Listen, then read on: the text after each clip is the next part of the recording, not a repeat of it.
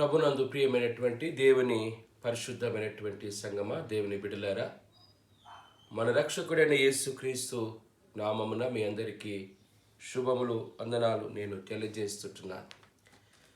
పరిశుద్ధ గ్రంథములో ఈ దినం మనము ధ్యానించబోయేటటువంటి వాక్యము పిల్లరా, హెబ్రీయులకు రాసిన పత్రిక 3వ అధ్యాయం మొదటి నుండి 3 వచనాలు చదువుకుతాం.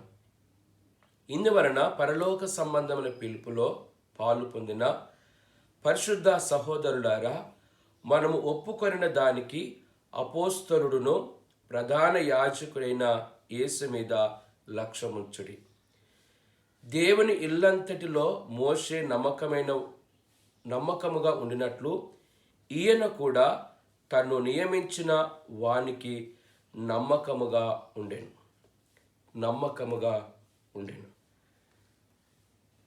హెబ్రీ పత్రిక 3వ అధ్యాయములో పిల్లరా, ఈ గ్రంథకర్త అంటున్నటువంటి మాట అపోస్తలుడు అనే మాట.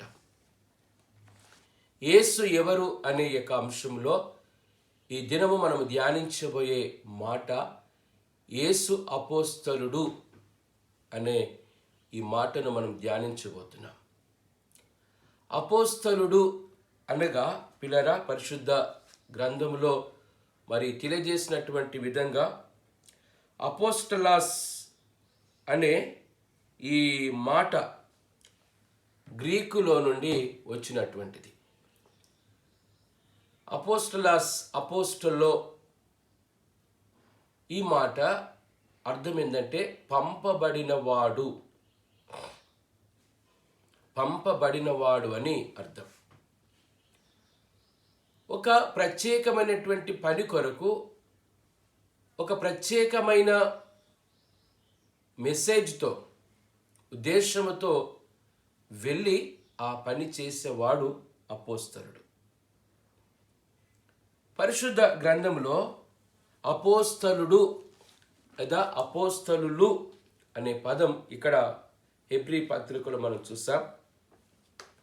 మరికొన్ని చోట్ల కూడా ఈ మాటను మనం చూస్తాం. మత్తయి సువార్త 10వ అధ్యాయంలో 2వ వచనంలో ఆయన 12 మంది అపోస్తలులు నియమించగా అని ఈ మాటను మనం ఇక్కడ చూస్తాం.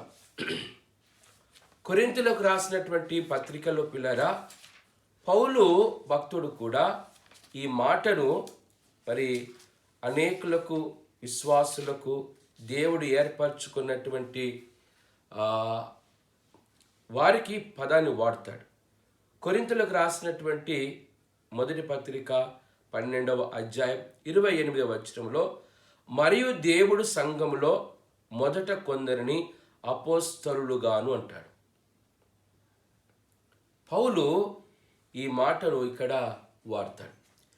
మరి అంత మాత్రమే కాకుండా పౌలు దేవుడు తనకిచ్చినటువంటి ఆధిక్యత అది ఎంత గొప్పదో దాన్ని ఆయన జ్ఞాపకం చేస్తూ తనను తాను పరిచయం చేసుకుంటూ రోమీయులకు రాసిన పత్రిక 1వ అధ్యాయం 1వ వచనంలో యేసుక్రీస్తు దాసుడును అపోస్తలుడుగా ఉండుటకు పిలువబడిన వాడు అని ఇక్కడ ఈ రోమీయులకు రాసిన పత్రికలో ఆయన ఈ మాటను అక్కడ వాడతాడు. తిమోతికి రాసినటువంటి పత్రికలో కూడా పిల్లరా ఈ మాటను మనం అక్కడ చూడవచ్చు.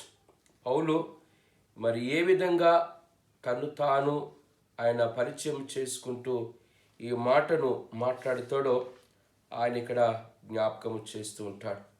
పిల్లరా, మనం ఇక్కడ చూసినట్లయితే 1వ అధ్యాయం 1వ వచనంలో మన రక్షకుడైన దేవుని యొక్కయు మన నిరీక్షణ అయిన యేసుక్రీస్తు యొక్క ఆజ్ఞ ప్రకారము క్రీస్తు యేసు యొక్క అపోస్తలుడైన పౌలు అని ఆయన ఇక్కడ తన్ను తాను ఆయన పరిచయం చేసుకుంటాడు.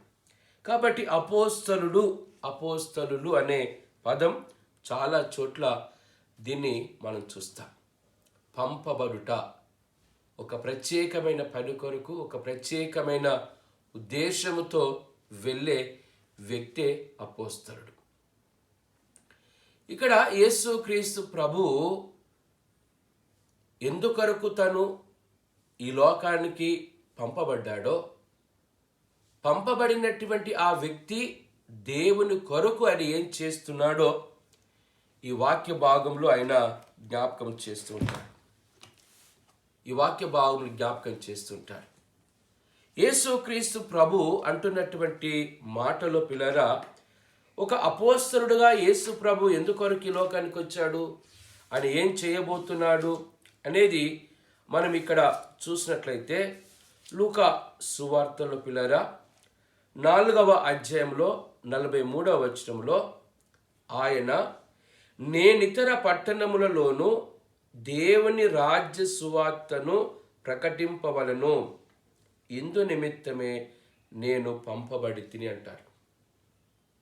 ఇందు నిమిత్తమే నేను అపోస్తలుడుగా నేను ఇక్కడికి పంపబడ్డాను. ఎందుకొరకు పర్పస్ రాస్తాడు, దేవుని రాజ్య సువార్తను ప్రకటించడానికి. పిల్లరా, యోహాను సువార్తలో కూడా ఆయన ఎందుకొరకు పంపబడ్డాడో రాస్తాడు. యోహాను సువార్త 6వ అధ్యాయం 38వ వచనంలో, నా ఇష్టమును నెరవేర్చుకొనుటకు రాలేదు, నన్ను పంపిన వాని చిత్తము నెరవేర్చుటకే పరలోకం నుండి దిగి వచ్చి తిని. నన్ను పంపిన వాని చిత్తము, పంపబడుట. యోహాను సువార్త 7వ అధ్యాయం 16వ వచనంలో, అందుకు యేసు, నేను చేయు బోధ నాది కాదు, నన్ను పంపిన వానిదే అంటారు. యోహాను సువార్త 7వ అధ్యాయం 28వ వచనంలో ఆయన అంటున్న మాట, కాగా యేసు దేవాలయంలో బోధించుచు, మీరు నన్ను ఎరుగుదురు, నేను ఎక్కడి వాడనో ఎరుగుదును, నా అంతట నేనే రాలేదు, నన్ను పంపినవాడు సత్యవంతుడు. పంపినవాడు అనే ఈ మాట. ఇంకా యోహాను సువార్తలో మనం చూసినట్లయితే 20వ అధ్యాయంలో పిల్లరా ఆయన అంటున్నటువంటి మాట ఏంటంటే 21వ వచనంలో 20:21లో, తండ్రి నన్ను పంపిన ప్రకారము నేను మిమ్మును పంపుచు ఉన్నాను. పిల్లరా, ఇన్ని మాటలు అపోస్తలుల గురించి, పంపబడుట గురించి ఇక్కడ మనం చదువుకున్నాం. ఇవన్నీ కూడా యేసుక్రీస్తు ప్రభువును యెహోవా దేవుడు ఒక ప్రత్యేకమైన ఉద్దేశము కలిగి, ఒక ప్రత్యేకమైన పని కొరకు దేవుని సువార్తని ఈ లోకంలో ప్రకటించి అనేకులను ఆయన తట్టు తిప్పడం కొరకు, ఆయన కొరకు ఒక రాజ్యముగా సంపాదించుటకు యేసుక్రీస్తు ప్రభువును ఈ లోకానికి ఆయన పంపించాడు. ఆ పంపబడిన ఉద్దేశాన్ని ఇక్కడ యేసు ప్రభు జ్ఞాపకం చేస్తూ అంటున్నమాట, దేవుని రాజ్య సువార్తను ప్రకటించుటకు ఆయనను పంపి ఉన్నాడు. ప్రభునందు పిల్లరా, ప్రకటించుట, బోధించుట అనేది యేసుక్రీస్తు ప్రభువుకు చాలా ఇష్టమైనటువంటి సబ్జెక్ట్. లేదా ప్రీచింగ్, టీచింగ్, హీలింగ్ ఆయన మినిస్ట్రీలో చాలా ప్రాముఖ్యమైనటువంటిది. ప్రీచింగ్, టీచింగ్ ఆయన చేసినటువంటి పరిచయలో మీరు చూడండి, ఎక్కడెక్కడ ఎవరెవరికి ఏ విధంగా ఆయన అనేకమైనటువంటి మాటలు ఆయన బోధించాడు.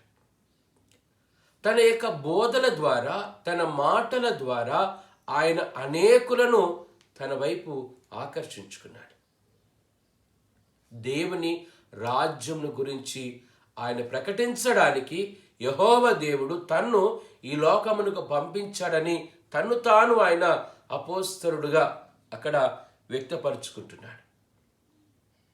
కాబట్టి ప్రభునందు ప్రియమైన వాళ్ళరా, ఈ లోకములో ఉన్నటువంటి మనము యేసుక్రీస్తులో ఉన్నటువంటి దైవత్వాన్ని మనం ఇక్కడ గుర్తించాలి. దేవుని రాజ్య సువార్త, యెషయా గ్రంథము 25వ అధ్యాయంలో ఇక్కడ అంటున్నటువంటి మాటలో పిల్లరా ఒక మాట మనం ఇక్కడ చూద్దాం. 25వ అధ్యాయంలో 3వ వచనం కనుక మనం చూసినట్లయితే, భీకరుల ఊపిరి గోడకు తగిలిన గాలి వానవలు ఉండగా నీవు బీదలకు శరణ్యముగా ఉంటివి, దరిద్రులకు కలిగిన శ్రమలో వారికి శరణ్యముగా ఉంటివి, గాలి వాన తగులకుండా ఆశ్రయముగాను వెట్ట తగులకుండా నీడగాను ఉంటివి. ఇలారా బీదల గురించి, బీదలకు శరణ్యముగా, ఆశ్రయముగా, ఆదరించేవాడుగా, వారిని ప్రేమించి కావలసిన వాటిని బోధించి సరి అయిన మార్గములో నడిపించబడుట. ఈ లోకములో ఉన్నటువంటి మనం ప్రియులారా, అపోస్తలుడుగా యేసుక్రీస్తు ప్రభు దేవుని రాజ్య సువార్తను ప్రకటించడానికి వచ్చి ఎవరెవరికి ఎక్కడ ఎలా ప్రకటిస్తున్నాడు అనేది మనం చూస్తాం. వాక్య భాగంలో బీదల గురించి మాట్లాడతారు. ఎవరు బీదలు? బీదలు అనగానే మనకు వచ్చే ఆలోచన ఏంటంటే ఫైనాన్షియల్గా వెనుకబడినటువంటి వారు, ఆర్థికంగా వెనుకబడినటువంటి వారే బీదలు అని మనం అనుకుంటాం. కానీ మత్తయి సువార్తలో యేసుక్రీస్తు ప్రభు చేసినటువంటి బోధనలలో చూసినట్లయితే ఆర్థికంగా వెనుకబడిన వారు మాత్రమే కాదు, కానీ మానసికంగా కృంగిపోయినటువంటి వారు,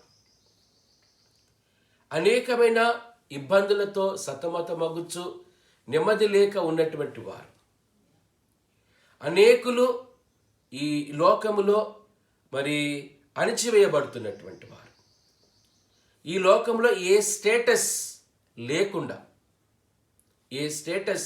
లేకుండా సొసైటీలో ధనిక వర్గము చేత అణగదొక్కబడుతున్నటువంటి వారు, ఈ లోకములో అన్నిటిని కోల్పోయి ఏమి లేనటువంటి దరిద్రులుగా ఉన్నటువంటి వారు, ఇలాంటి వారే బీదలు, పేదవారు అని ఇక్కడ దేవుడు తన వాక్యమును జ్ఞాపకం చేస్తాడు. విలియం బార్క్లే అనే పండితుడు మత్తయి సువార్త 5వ అధ్యాయంలో యేసు ప్రభు చేసిన కొండ మీద ప్రసంగంలో ఇలాంటి విషయాలు అనేకంగా ఆయన జ్ఞాపకం చేస్తాడు. ఆయన జ్ఞాపకం చేస్తూ ఈ మాటలు ఇక్కడ బోధిస్తూ ఉంటాడు. కాబట్టి యేసుక్రీస్తు ప్రభు శరీరధారిగా ఈ లోకములో ఉన్నప్పుడు లేదా ఇలాంటి వారికి సువార్తను ప్రకటించాడు. ఇక్కడ వాక్య భాగములు చూసినట్లయితే లూకాసు వార్త 4వ అధ్యాయం 18 నుంచి 20 మటుకు చూసినట్లయితే అక్కడ యేసు ప్రభు అంటాడు, బీదలకు సువార్త ప్రకటించుటకు. బీదలకు సువార్త ప్రకటించుటకు. ఎవరు బీదలు పిల్లరా? యెషయా గ్రంథం, హోషేయ గ్రంథం, మీకా గ్రంథం, ఆమోసు గ్రంథం ఇది చదవండి. ఈ 4 గ్రంథాలు 4 ప్రవక్తలు, 8వ శతాబ్దపు ప్రవక్తలు.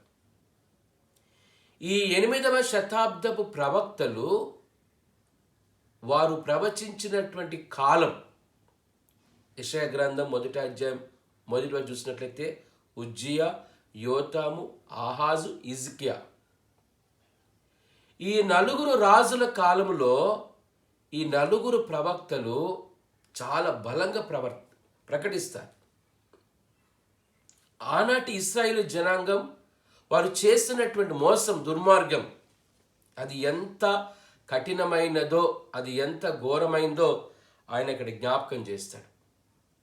ఆమోసు గ్రంథములో పిల్లరా మనం చూసినట్లయితే కొన్ని మాటలు మనం ఇక్కడ జ్ఞాపకం చేసుకుందాం.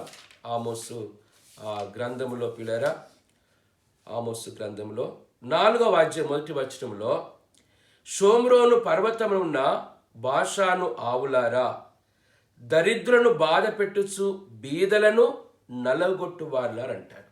బీదలను నలగగొట్టు వారలారా అని ఆయన ఇక్కడ సంబోధిస్తున్నటువంటి ఈ యొక్క పదం. 8వ అధ్యాయం కనుక మనం చూసినట్లయితే 4వ వచనంలో, దేశమందు బీదలను మృంగివేయచ్చు, దరిద్రులను మాపివేయను కోరువారలారా, తూము చిన్నదిగాను రూపాయి ఎక్కువగాను చేసి దొంగ త్రాసు చేసి మనము ధాన్యమును అమ్మునట్లు అమావాస్య ఎప్పుడైపోవునో మనము గోధుమను అమ్మకము చేయనట్లు విశ్రాంతి దినము ఎప్పుడు గతించుకుని చెప్పుకుని వాళ్ళరా, దరిద్రులను వెండికి కొన్నట్టును పాదరక్షలనిచ్చి బీదవారిని కొన్నట్టును చచ్చు ధాన్యము మనము అముదము రండని విశ్రాంతి దినము ఎప్పుడైపోడని చెప్పుకొని వారలారా అని ఇక్కడ వాక్య భాగంలో జ్ఞాపకం చేస్తాడు. ముఖ్యంగా ఆమోసు గ్రంథం, మీకా గ్రంథంలో ఈ బీద వాళ్ళను గురించి ఎక్కువగా రాస్తాడు. అంటే ఆనాటి ఇశ్రాయేలు జనాంగము బీదలను ఎంత కాల్చినారో, బీదలు ఎంతగా అనగదొక్కినారో, అనేకులు కూడా పిల్లరా ధనిక వర్గము పేదరికంలో ఉన్న వారిని చాలా అణిచివేశారు. ఇలాంటి సందర్భముల పిల్లరా యేసు క్రీస్తు ప్రభు అంటున్న మాట, బీదలకు సువార్త ప్రకటించుట. ఆయన నన్ను ఈ లోకానికి పంపించాడని ఇక్కడ తన యొక్క పంపబడిన ఉద్దేశాన్ని గురించి అపోస్తలుడుగా యెహోవా దేవుడు ఎందుకొరకు పంపించాడో ఆ ఉద్దేశాన్ని ఇక్కడ జ్ఞాపకం చేస్తుంటున్నాడు. ఆయన అంటున్న మాట లూకా 4:18-20 వచనం చూసినట్లయితే, ప్రభువు హితవత్సరము ప్రకటించడానికి అంటాడు. ప్రభు హితవత్సరం ప్రకటించుట లేవి కాండముల పిల్లరా 25వ అధ్యాయంలో కనుక మనం చూసినట్లయితే 8 నుండి మనం దాదాపుగా 25వ అధ్యాయం అంతా కూడా ఈ జూబిలీ సంవత్సరం, సునాద సంవత్సరం లేదా విడుదల సంవత్సరం, దాన్ని హితవత్సరము అని చాలా రకాలుగా ఇక్కడ రాస్తూ ఉంటారు. ఇక్కడ మనం 8 నుండి కొన్ని మాటలు జ్ఞాపకం చేసుకున్నట్లయితే అది అంటున్న మాట, మరియు 7 విశ్రాంతి సంవత్సరములు అనగా 7 ఏళ్ళు గల సంవత్సరం లెక్కింపవలను. ఆ 7 విశ్రాంతి సంవత్సరాల కాలము 49 సంవత్సరములగును. 7వ నెల 10వ నాడు మీ స్వదేశమంతట శృంగనాదము చేయవలను. ప్రాయచిత్తార్థమైన ఆ దేశమంతటా శృంగనాదము చేయవలను. మీరు ఆ సంవత్సరమును అనగా 50వ సంవత్సరమును పరిశుద్ధపరిచి మీ దేశ నివాసులందరికీ విడుదల కలిగినదని చాటింపవలను. అది మీకు సునాద సంవత్సరముగా ఉండును. అప్పుడు మీలో ప్రతివాడును తన స్వాస్థ్యమును తిరిగి పొందవలను. ప్రతివాడు తన కుటుంబమునికి తిరిగి రావలను. ఆ సంవత్సరం అనగా 50వ సంవత్సరము మీకు సునాద కాలం. అందులో మీరు విత్తకూడదు, కారు పంటను కోయకూడదు, శుద్ధిపరచని నేల వృక్షముల పండ్లను ఏరుకొనకూడదు అని దేవుడు ఇక్కడ రాస్తూ ఉంటాడు. ఈ సునాద హితవత్సరము అనగా ఇందులో చాలా విషయాలు ఉన్నాయి. మొట్టమొదటిది భూమికి విశ్రాంతినివ్వాలి. ఈ విశ్రాంతి సంవత్సరముల పిల్లరా చూసినట్లయితే భూమికి విశ్రాంతినిస్తూ మరి ఎవరెవరినైతే బీదలను కొన్నారో, బానిసలుగా ఉన్నారో, యజమానులైనటువంటి వారందరినీ విడిపించేసేయాలి. వారందరినీ విడిపించాలి. వారందరికీ ఫ్రీడమ్, లిబరేషన్, లిబర్టీ అంటే ఈ విధమైనటువంటి స్వేచ్ఛ అనేది వారికి మనం ఇచ్చివేయాలి. అంత మాత్రమే కాకుండా ఎవరైనా భూములు కుదువబడి ఉన్నట్లయితే వారి ఆస్తిపాస్తులను తిరిగి వారికి పొందేటట్లు వారు ఇచ్చేయాలి. ఇది ఈ సునాద సంవత్సరములో ఉన్నటువంటి ఈ యొక్క విషయం, జూబ్లీ సంవత్సరములో ఉన్నటువంటి ఆ విషయం.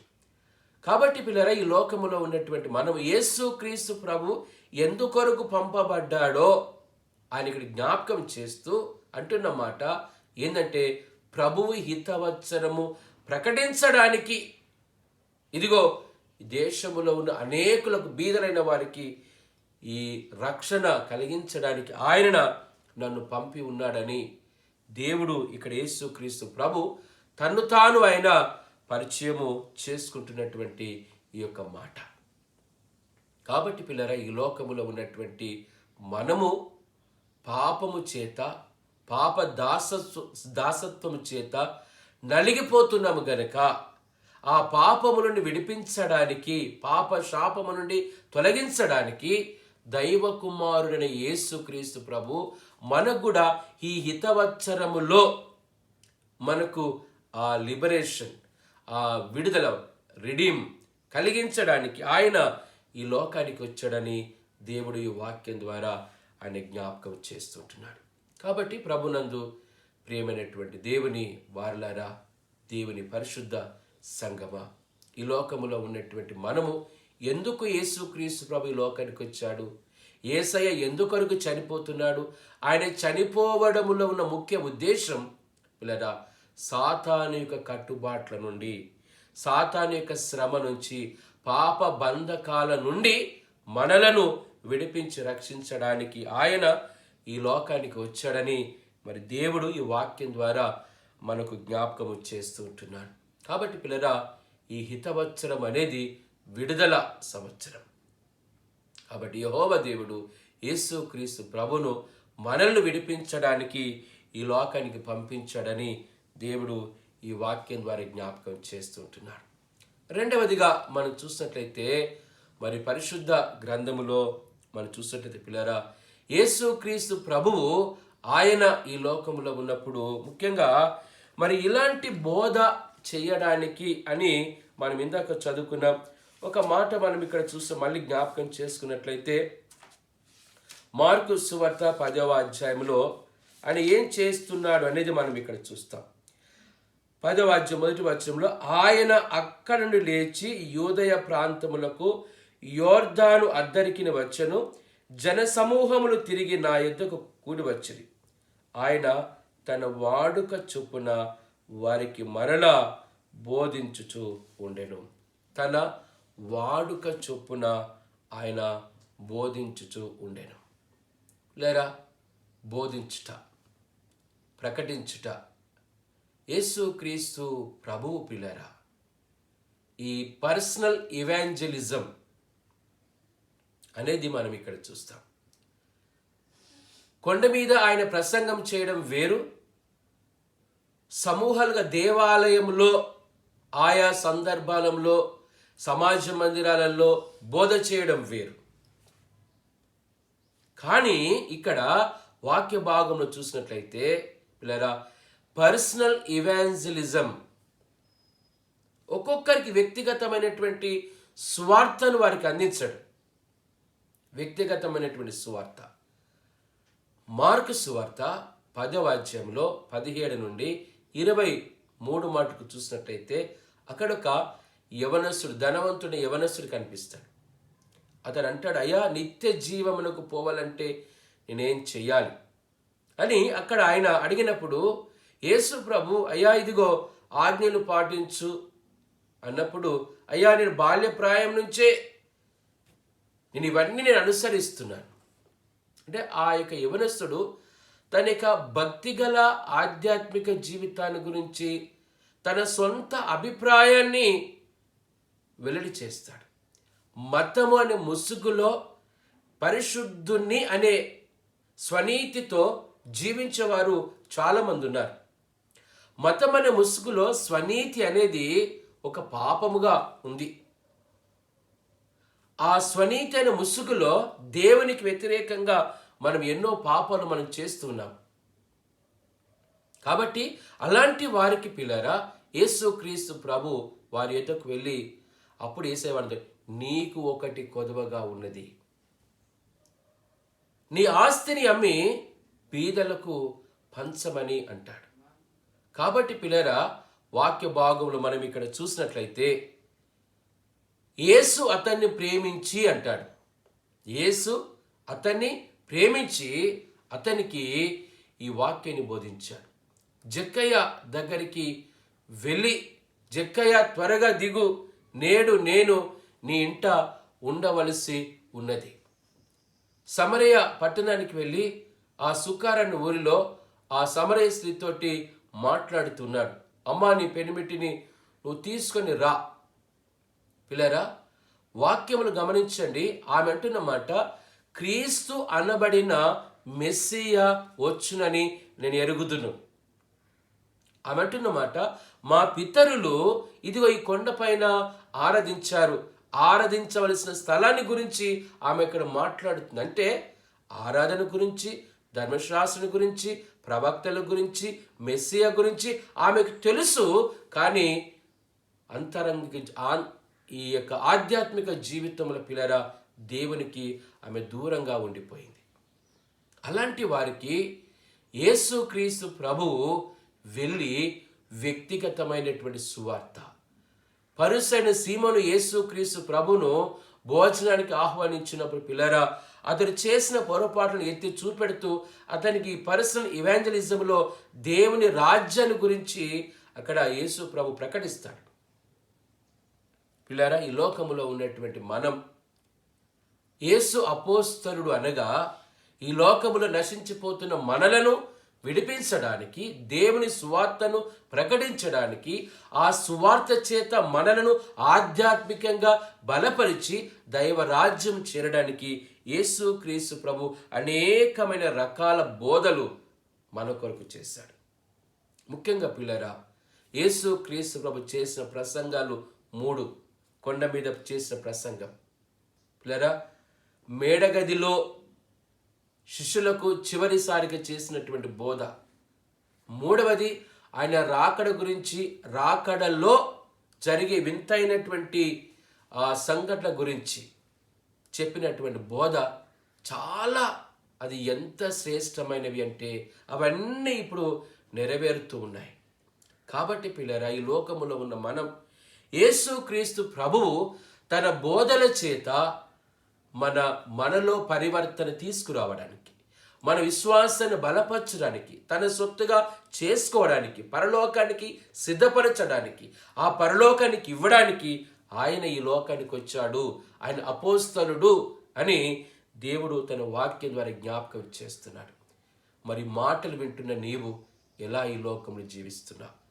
ఆయన మాటలు మీరు వింటే, ఆయన మాటలకు లోబడితే, ఆయన వాక్య ప్రకారంగా చేస్తే దేవుని యొక్క కృప మీరు పొందుకుంటారు పిల్లరా. ఒక మాట మనం చదువుకొని ఇక్కడ ముగించుకుందాం.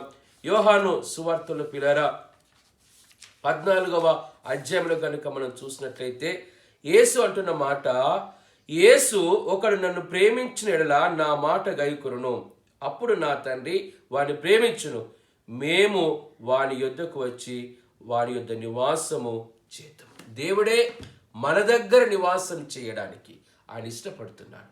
దేవుడు నీ దగ్గరికి రావడానికి, నీలో ఉండడానికి ఆయన ఈ లోకానికి వచ్చాడు. మనము లోకాన్ని ప్రేమించి యేసు ప్రభును తృణీకరిస్తున్నాం. కాబట్టి పిల్లరా, ఈ లెంటు కాలంలో ఈ వాక్యము ద్వారా నీ మనస్సు మార్చుకొని దేవునికి లోబడితే దేవుడు నీతో ఉంటాడు. నీ సమస్యలను తీసివేసి నిన్ను ఆదరించి బలపరుస్తాడు. ఆ రీతిగా జీవించుటకు ప్రభు తన కృప మీకు అనుగ్రహించును గాక. ఆమేన్. ప్రార్థించుకుందాం. ప్రభువా, పరిశుద్ధుడా, నీ పాదాల కొందనాలు. ఈ వాక్యం వింటున్న బిడ్డలను మీ కృపను జ్ఞాపకం చేసుకుని దీవించండి. అయ్యా, నువ్వు అపోస్తలుడు, మా కొరకు ఈ లోకానికి పంపబడ్డావు. నీ బోధల చేత మమ్మను విడిపించడానికి, మమ్మను అయ్యా నీ బోధల చేత పరలోకానికి సిద్ధపరచడానికి లోకానికి వచ్చావు. నిన్ను, నీ బోధలు మేము ప్రేమించి నీ దీవెన పొందుకొని నీ వారముగా ఈ లోకంలో జీవించుటకు సహాయం చేయమని యేసు నామములో ప్రార్థించి అడిగి వేడుకుంటున్నాం తండ్రి. ఆమేన్. తండ్రి, కుమార, పరిశుద్ధాత్మని త్రియేక దేవుని దీవెన ఈ వాక్యం వింటున్నటువంటి ప్రోగ్రాం చూస్తున్న ప్రతి ఒక్కరికి దేవుని దీవెన సదా తోడైనను గాక. Amen. Thank you all. God bless you.